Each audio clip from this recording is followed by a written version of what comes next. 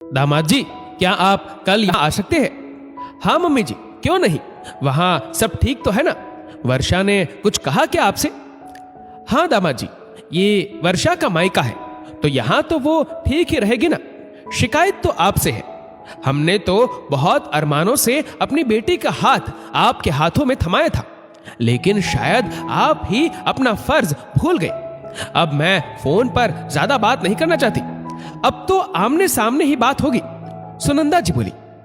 जी हाँ मम्मी जी, मुझे भी आप सबसे बात करनी है, मैं आ रहा हूं कल। इतना कहकर ललित ने फोन रख दिया। उसके मन में बहुत उथल पुथल मची थी। ललित खुद से ही बात कर रहा था कि कहीं गलती सिर्फ उसकी तो नहीं, लेकिन जब अपने माता पिता का मायूस चेहरा देखता तो उसे अपने निर्णय पर कोई अफसोस नहीं होता। अगले दिन, माँ, मैं जरा वर्षा के घर जा रहा हूं, आज साफ साफ बात कर ही लूंगा। बेटा, तू क्यों नहीं मान लेता बहू की बात? हमारा क्या है, कौन सा हम उम्र भर बैठे रहेंगे? हम तो यही चाहते हैं कि तेरा घर बसा रहे। हाँ माँ, मैं भी यही चाहता हूं कि हमारा घर बसा रहे, लेकिन हमारा घर हम सबसे है, केवल मुझसे और मेरी पत्नी से नहीं। कहकर ललित अपने ससुराल के लिए निकल पड़ा। ललित के पहुंचने पर इस बार किसी ने उसका उस तरह स्वागत नहीं किया जिस तरह पहले होता था। आते ही पानी देने के बाद वर्षा की मां उसके पास बैठ गई। दामाद जी, मैं ये क्या सुन रही हूं?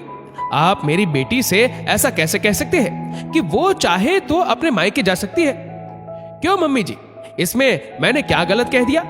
गलत तो तब होता जब मैं उसे मेरी मर्जी से जाने को कहता। ये वर्षा का अपना फैसला था। अब वो क्या करती दामाद बाबू? आपने तो और कोई चारा ही नहीं छोड़ा। आखिर वो ही क्यों हर बात में समझौता करे? उसने थोड़े ही उम्र भर आपके माता पिता की सेवा का ठेका लिया हुआ है।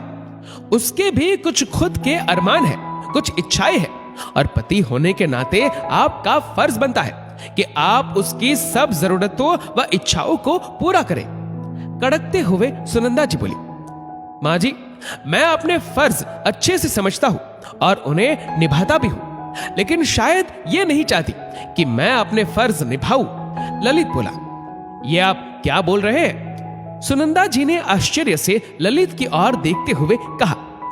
माँ जी, मैं सिर्फ आपकी बेटी का पति नहीं हूं, किसी का बेटा और किसी का भाई भी हूं। मम्मी जी, कल को आपका भी एक बेटा है। जब उसकी शादी होगी और आपकी बहू आपके बेटे को लेकर अलग होने की बात कहेगी, तो क्या आपको बुरा नहीं लगेगा? हर माता पिता अपने बच्चों को इस उम्मीद से पालते पोसते हैं कि बुढ़ापे में वो उनका सहारा बनेंगे। आपकी बेटी चाहती है कि मैं उसके बेफिजूल के खर्चे पूरे करूं, पर अपने मम्मी पापा की जरूरत की दवाइयां भी ना लाऊं। अपनी बहनों से भी दूरी बनाकर रखूं ताकि तीज त्योहार पर कुछ खर्चा ना हो। आप ही बताइए, ये कहां तक सही है? आज ललित ने वर्षा के सारे मंसूबे उसकी मां के सामने रख दिए थे। सुनंदा जी हतप्रभ सी दरवाजे के पास खड़ी वर्षा का मुंह ताकने लगी, जो गर्दन झुकाए खड़ी थी। सुनंदा जी खुद भी लज्जित महसूस कर रही थी। सच में वो अभी तक सिर्फ एक बेटी की मां बनकर सोच रही थी, ना कि बेटे की मां बनकर। जो उम्मीद हम अपने बहू बेटे से रखते हैं, वो उम्मीद अपनी बेटी से क्यों नहीं रखते? उन्होंने वर्षा को समझाया कि ललित गलत नहीं बोल रहा। वो तो पति के साथ साथ एक आदर्श बेटे का भी फर्ज निभा रहा है, और हर माता पिता अपनी संतान से यही उम्मीद रखते हैं। जब खुद के भाई पर बात आई तो वर्षा भी समझ गई कि वो ही गलत थी।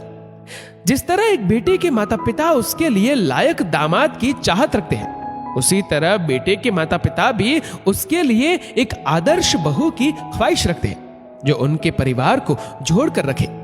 वर्षा अपनी गलती मान विदा हो ललित के साथ अपने ससुराल आ गई, इस वादे के साथ कि आइंदा वो उस परिवार को सही मायने में अपना परिवार समझेगी। दोस्तों, इस वीडियो को लेकर आपकी क्या राय है, नीचे कमेंट करके जरूर बताएगा। और अगर आपको वीडियो अच्छा लगा हो तो इस वीडियो को लाइक करेगा, शेयर करेगा ज्यादा से ज्यादा लोगों तक, और ऐसे ही और भी इंस्पिरेशनल वीडियोस के लिए सब्सक्राइब करें हमारे यूट्यूब चैनल को और फेसबुक पर फॉलो करें हमारे पेज को। धन्यवाद।